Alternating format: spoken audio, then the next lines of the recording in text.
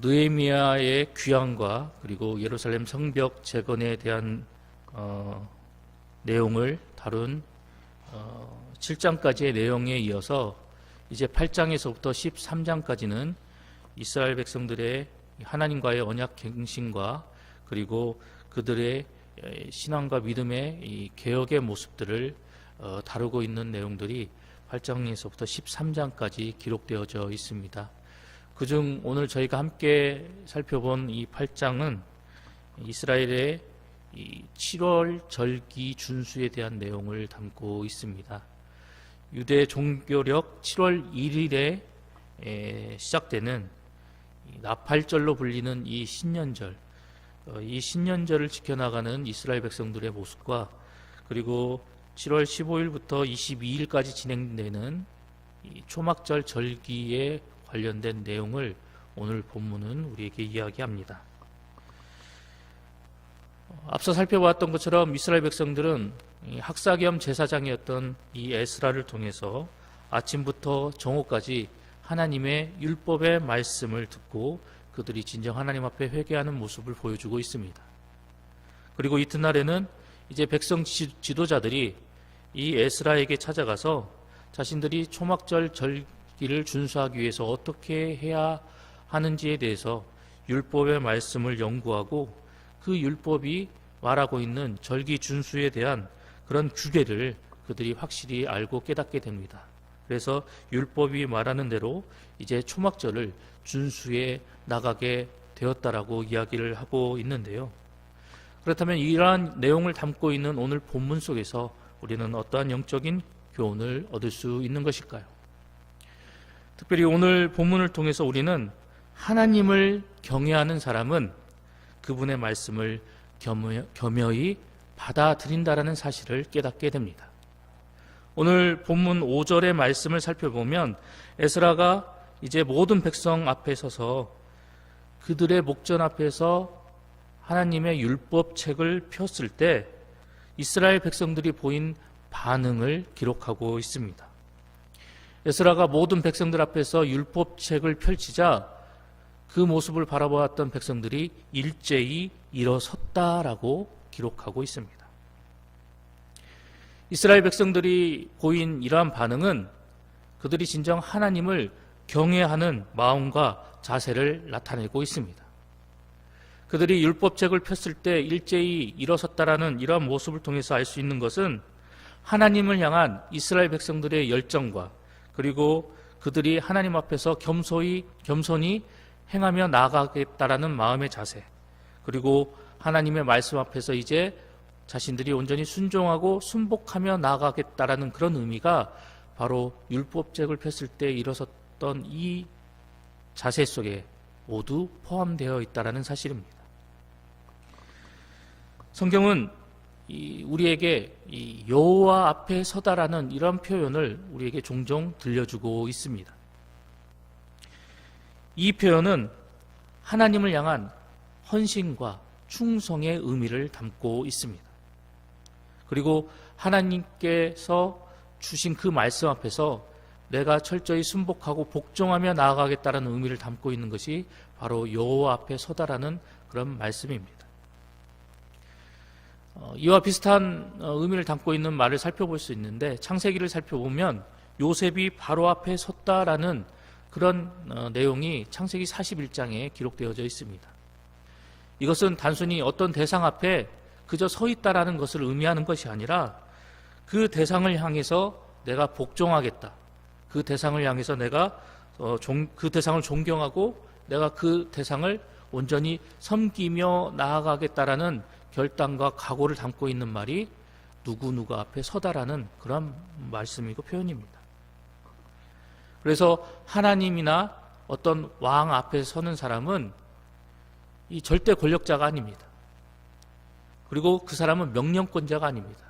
오히려 자신이 서 있는 그 사람에게 명령을 듣고 그리고 그 사람의 결재를 받고 그 사람이 말하는 대로 온전히 행하며 나아가기 위해서 그 대상 앞에 서 있는 것입니다. 오늘 이 본문 속의 이스라엘 백성들 역시 마찬가지입니다.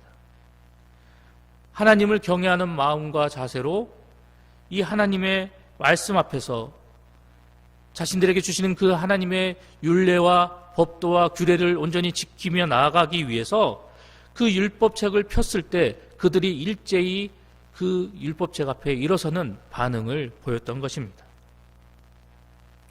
이러한 내용을 통해서 우리가 깨닫게 되는 사실은 진정 하나님을 경외하는 사람은 항상 하나님께서 나 자신에게 어떻게 말씀하시는지에 대해서 민감하게 반응하고 관심을 갖는다라는 사실입니다. 하나님을 경외하는 사람은 자신에게 주신 그 하나님의 말씀대로 살아나가기 위해서 무단히도 애쓰고 노력하며 살아나가는 사람이 진정 하나님을 경외하는 사람이다라는 것입니다. 나에게 주신 그 하나님의 말씀대로 내가 행동하고 반응하고 주어진 삶을 살아나가고 그리고 말씀을 통해서 자신에게 주신 그 하나님의 약속에 참여하는 사람이 되기 위해서 무단히도 그 말씀에 순복하고자 노력하며 나아가는 사람, 그 사람이 진정 하나님을 경외하는 사람이다라는 사실입니다. 이러한 모습이 바로 우리의 모습이 되어야 한다라는 것이죠. 그런데 이 시대를 살아나가고 있는 수많은 성도들은 안타깝게도 하나님 앞에 서서 하나님을 믿는 하나님의 백성이라 하면서도 정작 그 삶을 살펴보면 하나님을 경외하지 않는 삶을 살아나가는 성도들이 많이 존재한다는 사실입니다. 하나님을 믿는다고 하지만 여전히 자기 생각, 자기 뜻대로, 자기 고집대로 살아가고 있다는 것이죠. 이러한 모습은 정말 하나님을 경외하는 성도의 모습이 아니다라고 본문은 우리에게 경고하고 있습니다. 정말 참된 성도라 한다면, 그리고 참된 그리스도인이라고 한다면 내 인생의 주인은 내가 아니고 바로 하나님이시다. 나를 구원해 주신 예수 그리스도라고 인정하고 믿고 바라보며 그분의 말씀대로 순복하며 살아나가는 사람이 참된 성도이고 그리고 참된 그리스도인이다라는 사실입니다. 그렇기 때문에 그분을 내 삶 속에서 그리고 나의 신앙과 믿음으로 나의 주인으로 고백하고 믿고 섬기며 나아간다면 당연히 그분이 나에게 하신 말씀에 민감하게 반응하고 그 말씀에 순복하고 그 말씀 따라 행하며 살아나가는 삶을 살아가야만 한다라는 것이죠.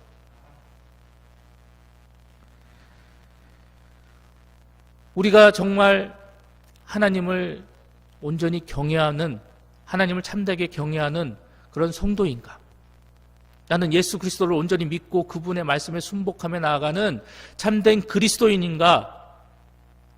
내 스스로가 그러한 사실을 알아보고자 한다면 내가 지금까지 하나님 말씀 앞에서 겸손히 나 자신을 낮추고 그분의 말씀에 민감하게 반응하며 그 말씀대로 순복하고 그 말씀대로 행하며 살아가기를 힘써 노력했는가를 살펴보면 된다라는 것입니다. 내가 진정 그렇게 살아왔다라고 한다면 하나님 앞에서 나름대로 하나님을 진정 경외하며 살아온 성도다 자부하며 나아갈 수 있다라는 것이죠. 하지만 성도라 말하면서도 하나님의 뜻과 그리고 하나님의 말씀에 개의치 아니하고 여전히 자기 생각, 자기 주장, 내 욕심대로 살아가고 있다라고 한다면 그 사람은 진정 하나님을 경외하는 사람이다라고 말할 수 없는 것입니다. 뿐만 아니라 입술로는 하나님을 경외한다, 내가 하나님 앞에 온전히 순종하며 나간다 말하면서도 입술로는 그렇게 고백한다 하면서도 정작 그 사람의 모습을 살펴보면 현실과 타협하고 하나님보다 세상 사람들 더 중요하게 여기며 세상과 더불어 살아나가는 그런 모습을 보이고 있다면 그 사람 역시 진정 하나님을 경외하는 사람이다라고 말할 수 없다라는 것입니다.